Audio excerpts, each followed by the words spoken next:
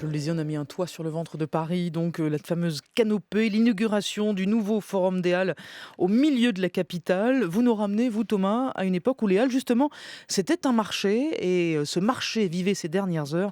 Le compteur est à moins 51 ans. Oui, on revient en mai 1965. L'émission de télévision 60 millions de Français est consacrée au ventre de Paris, donc titre emprunté à Zola, magnifique métaphore du marché des Halles, donc en plein cœur de Paris.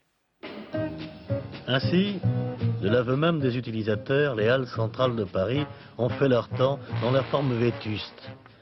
Elles dévorent tout un quartier, dévorent la place même qui est nécessaire à leur ravitaillement. Elles obligent ceux qui les utilisent à des tours de force sans cesse plus difficiles au fur et à mesure que Paris se développe. Il fallait trancher dans le vif.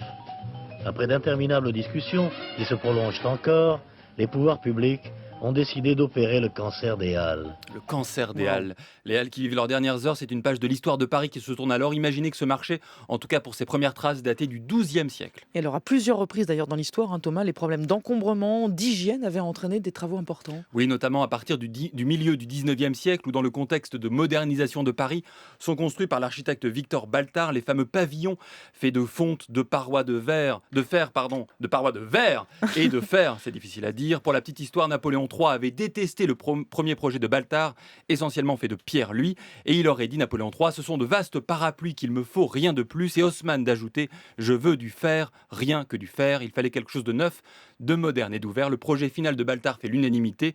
Selon Gustave Eiffel, Baltard a ouvert Paris au XXe siècle. Les halles iront, elles, à Rungis, et les pavillons Baltard seront sur le point d'être détruits, suscitant la colère ou l'émotion des habitants du quartier. Ah, moi, ça me fait beaucoup de peine. J'habite ici depuis 1924 et ça me fait beaucoup de peine.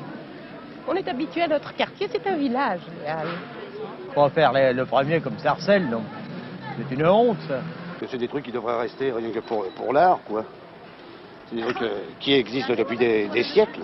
Ça donne une ambiance au premier arrondissement, quand même. Une partie du patrimoine architectural de Paris sera détruit, les pavillons de Baltard détruits à la fin de l'année 1971 et au début de l'année suivante. Un pavillon sera cependant démonté et remonté à Nogent-sur-Marne, vous pouvez d'ailleurs le visiter, et regretter au passage plus encore ce joyau architectural au cœur de Paris, d'autant que leur destruction a laissé la place à une gare RER et au Forum des Halles, un Forum des Halles détruit sans que cela ne suscite guère d'émotion, ni de la part des habitants, ni de la part des architectes.